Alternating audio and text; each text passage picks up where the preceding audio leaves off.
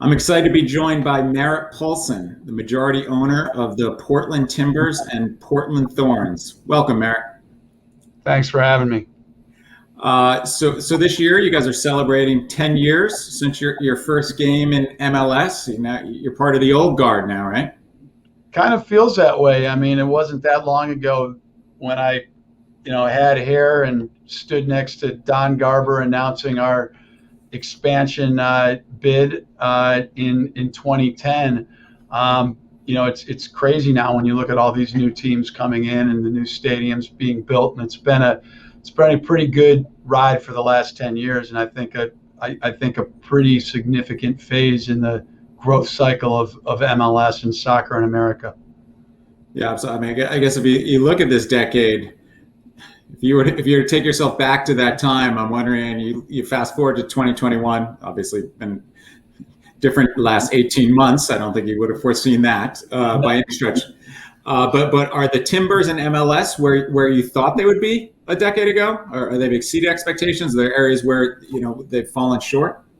I think I had high expectations, and really felt that the world's game was going to be arriving, in this country. But I think the rate at which that has occurred has been faster than I might have guessed. I mean, there were people, just to give you context, who thought I was absolutely crazy when we were making a big bet on MLS and we removed AAA baseball to do it.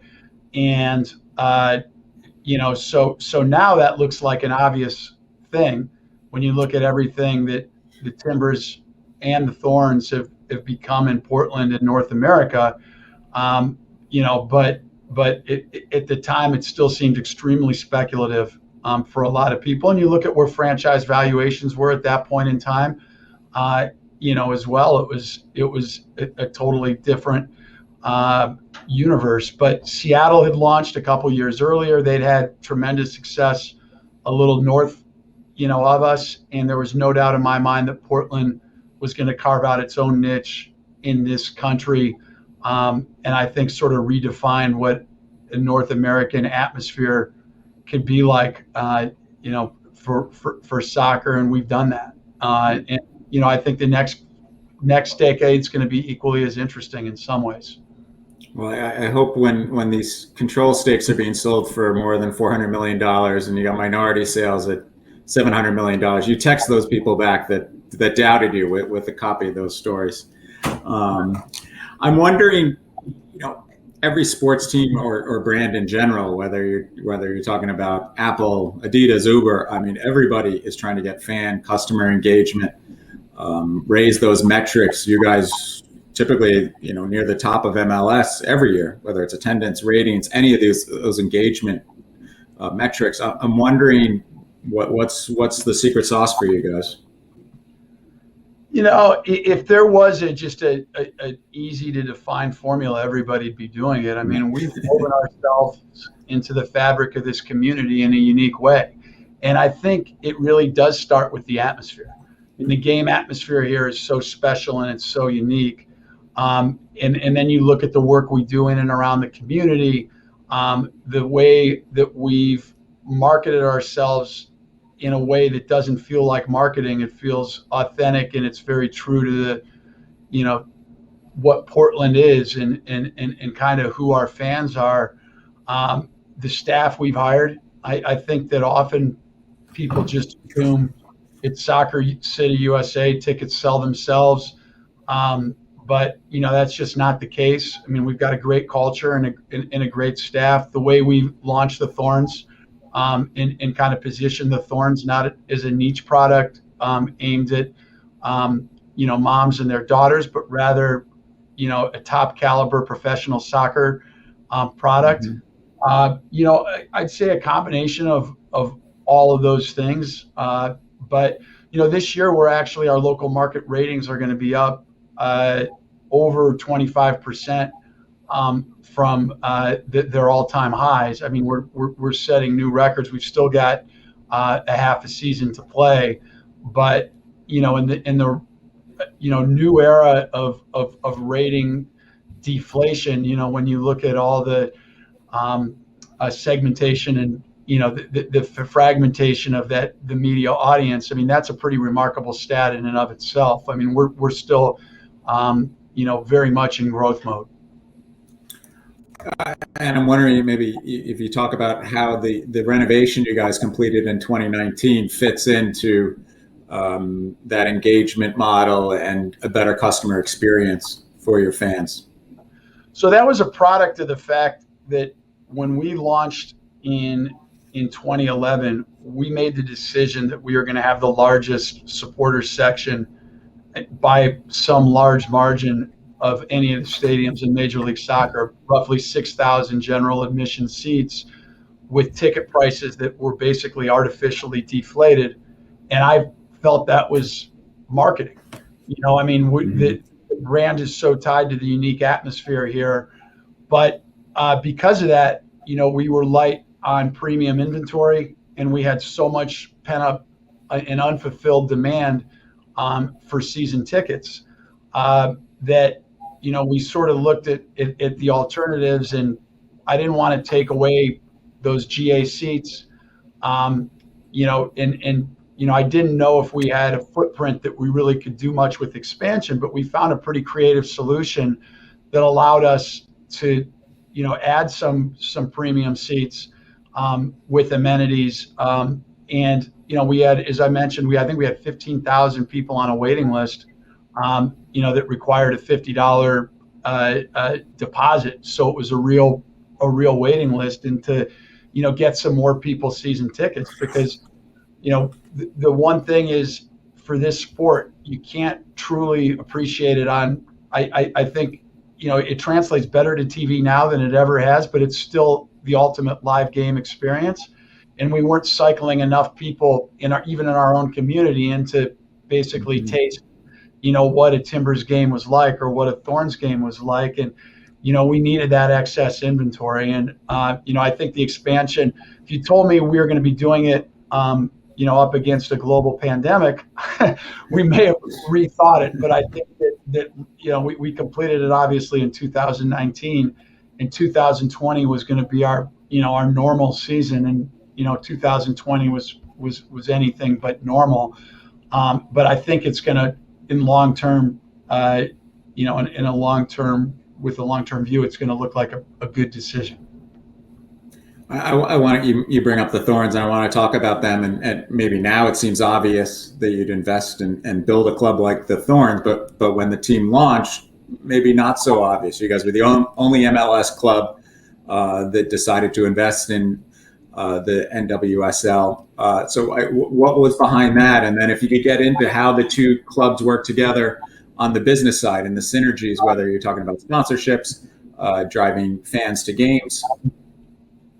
Yep. So the league came about pretty quickly in 2012. Sunil Gulati, who was then head of U.S. Soccer, called a number of MLS owners and said, look, we're relaunching women's professional soccer. We absolutely need some MLS ownership in the league. Would you take a look at this? And I think I got the first call from him around Halloween, and they, in 2012, and we were talking about a 2013 launch. And I was well aware of the fact that prior to women's professional leagues didn't make it past 3 years. We were on the cusp of, we had a pretty disappointing second year on the pitch. On the men's side, we'd made a coach change. We had our hands full on, sort of getting the product right on the field and being a playoff team. So I was actually pretty reticent to do a whole new initiative. But I said, look, we'll take a close look at it. I knew that University of Portland women's collegiate soccer has been the most successful NCAA women's team in terms of drawing an audience. The U.S. women's team had really successful events here. We have figured if it wasn't going to work in Portland, it wasn't going to work anywhere. And the bigger, the deeper the dive I did, the more I realized, look, it's not a product problem. There was the league wasn't set up in the right way. It didn't have the right owners. And I thought, let's do this thing and let's do it right.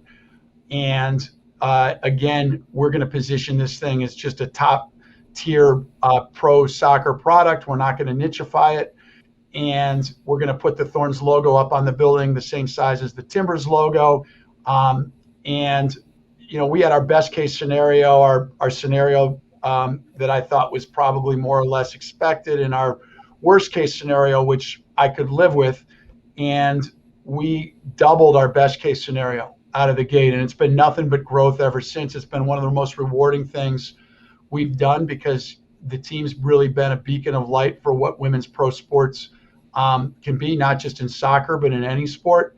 In many ways, the Thorns are the most successful women's professional sports team anywhere in the world. And so, look, the sky's the limit. And now that the league's really stabilized and started to hit growth mode, I think the sky's the limit for what the NWSL can be. But in terms of the way the two teams are working together, that's been interesting, because we always had the benefit of synergies of facilities and some, sponsorship sellers and ticket sellers. And we hired our own discrete sporting staff for the Thorns out of the gate. But really on the sponsorship side, there's been quite a few synergies going forward. A lot of brands, are just as interested in affiliating with the Thorns as they are the Timbers, for good reason right now. And we're uniquely positioned, I think, as a club that can give exposure to a top men's brand and a top women's brand. And there's no question that having both clubs is helping us sell. On the ticket side, there's been benefit as well. But we've also found our own discrete audience for the Thorns, which in the 21st biggest market, not one of the biggest markets in the country, has been pretty interesting in and of itself. And I think that Thorns have helped with fan creation. There's been actual Thorns fans that have become interested in the Timbers because of the Thorns. And it was easier to get a ticket to the Thorns than it was the Timbers. And so it's been very additive and, a great marriage, so to speak, between the two clubs. And so what do you think the rest of the NWSL has to do to catch up to what you guys are doing with the Thorns? Well, they're doing good things already. I mean, there's teams that are much stronger than they were in the past. And, just by virtue of the fact that we're going into our 9th season at this point, and it's not a question of if the league's going to be a going concern. It's really now a question of how big the league's going to be. There have been a bunch of wins. And look, the Thorns have been a big part of that. But other teams are starting to punch above their weight. And I think that we do need, in my mind, we will get some teams that are averaging 12, 13, 14, 15,000 fans a game. And I think when you look at some of the expansion teams that have interest in joining the team, I'm very bullish on their prospects. You've got Angel City making a lot of waves, through their partnership with LAFC right now. And we also have, some incumbent teams that have been thinking a little more ambitious, and how they're setting themselves up. But it's always been hard to do it if you don't have the infrastructure. And I think getting more MLS teams involved, is part of the answer to that question. You bring up Portland as the 21st biggest market in the U.S. We had you ranked 7th amongst MLS clubs in terms of valuation, $635 million. Everybody in front of you is in a very major metro market. You think is that the right price? Is that the right order? You think you guys, in terms of from a valuation standpoint? Well, look, I mean, the valuation, ultimately teams are worth what people are going to pay for them, right? So it's a hard thing. You're not selling, right? No, and we have no interest in selling. But I think you raise a good question about market size, because I think there's big advantages to having a larger mindset share and a larger relevancy in a market. I mean, that certainly is a net positive with regard to revenue generation, ticket sales, sponsorship sales. It's harder. It's been harder for some of the incumbent, really big market teams to get out of that old MLS 1.0 mode, and they're competing with a lot of other professional sports franchises. I think that Portland's going to continue to be a growth market in general. And a lot of people continue to move here, even despite the challenges we've had through COVID. It's an attractive spot to live. It's well positioned from a climate standpoint, et cetera. But I'd rather own a club that's a lot more relevant in a slightly smaller market than a club where you're really having to kick and scream to get anybody to notice you, in one of the bigger markets. So, I get the trade-offs and look, I think you guys had LAFC as number one, and they've done a great job in a really big market, and there's no question that LAFC are very, very relevant. But I see some real advantages to being in a market our size. I think actually the metric population per pro sports team, Portland's like 2 or 3 in the country. It's just the Blazers and us. Right. That's important. Yeah, I talked to Austin. That they talked about that being part of their success is they're the only game in town, and it was an area that was dying for a pro sports franchise. Well, it's UT in them, right? I mean, that's true. I say one professional franchise, and one semi-professional franchise that is the dominant force down there. We had Commissioner Garber on earlier, and he was talking about how we're going to see private equity investment coming to MLS. We've seen, a lot of celebrities wanting to get into the sport, buying minority stakes, and that can be advantageous in terms of raising awareness. Is that something? Are you guys looking at that at all, or are you guys comfortable with where you are in terms of the ownership structure of the Timbers? Well, historically, through 10 years, we've been one of the few teams that's been 100% owned by one group, which is our family.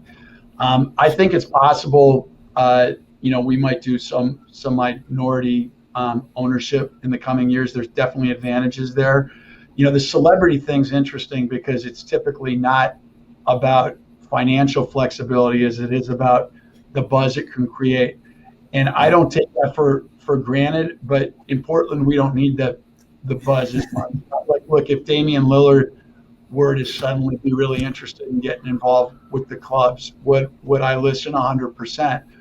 But, I'm not out soliciting celebrity ownership, and celebs typically want equity just for their brand name and their ability to tweet without putting a lot of money. That hasn't always been the case with the celebrities that have joined MLS, but that's not something that, we need or, I think would have as much value in Portland as it would in LA. Right. You talked about the success in the local market, and I'm wondering how you take that success, whether it's Portland or these other clubs that have been really successful locally, and now how do you take that nationally and then ultimately internationally is the ultimate goal. Well, it's been interesting for us. It's a little bit of a deviation from your specific question, but we've built more of a national audience. We have more fan groups in New York City and Texas, and there's a big one in Montana. We've got a big UK Portland Timbers fan group, and one in Japan, believe it or not. And so just as a club, because of maybe it's the cool factor, or maybe it's the fact that we've got a guy with a chainsaw, slabs off a log every time we score a goal. I don't know what it is. But the Galaxy have a big brand. I just came back from a trip in Africa with my family, and based on David Beckham, being a player there, and maybe because of Zlatan and other things, there's no question that they've got a very big brand internationally. But I think from a league standpoint, the quality of play has to continue to go up, honestly, and we've got to show that we can compete and beat other leagues in the world. And I think that you'll start to see the league brand and the team's brand continue to rise. And that's something that's very important. Yeah, the people I talk to, they say, you got to spend money. You got to spend money. You got to spend money if you want to catch up from a talent base to catch up to these other global leagues around the world. I'll let you go, but one last one. And I guess, overall state of the play as someone, again, old guard, been around for 10 years. You've seen a lot with MLS, and there's a lot of moving parts right now. You've got the World Cup coming, new TV deals coming, you've got new ownership coming in. Your, overall state of the play where MLS is right now. I think we're in a great position, in an enviable position, with a massive opportunity with 2026 and the World Cup coming. I mean, you remember the last time we hosted a World Cup in this country? That was basically what caused the birth of MLS. Now it's a point, where are we going to maximize this opportunity and turbocharge the league? I mean, I think that the biggest opportunity we have is really not in expansion as it has been, as it is about getting some of these bigger markets right. That we have incumbent teams, original MLS teams in really big markets, which for whatever reason, still haven't, maximized their opportunity. I think we've got to figure that out. It's a league. I mean, we should be driving, and you see great things happening. I think, I'll give an example. Chicago with Joe Mansueto, I think you've got an ambitious owner in a really big market who's going to be doing the right things to make Chicago a relevant team. And he's already extricated himself from a bad stadium situation. And I think ultimately Chicago will be a team. It's a great soccer market. I'm optimistic that Boston, which is also a great soccer market, but is fighting into the wind as long as they're, out at Gillette. I think that's one that has an opportunity, to really do what Sporting Kansas City has done in Kansas City, which is taking an old incumbent market that was a brand that wasn't necessarily relevant and making it thus, making it a leader in the league. And I think doing that with some of the bigger markets in the league is something that we have to do. Right. Excellent. Well, Merritt, thanks so much for taking time out of your day to join us. I really appreciate the time today. I enjoyed it. Thank you, and appreciate the work you guys do. Thank you.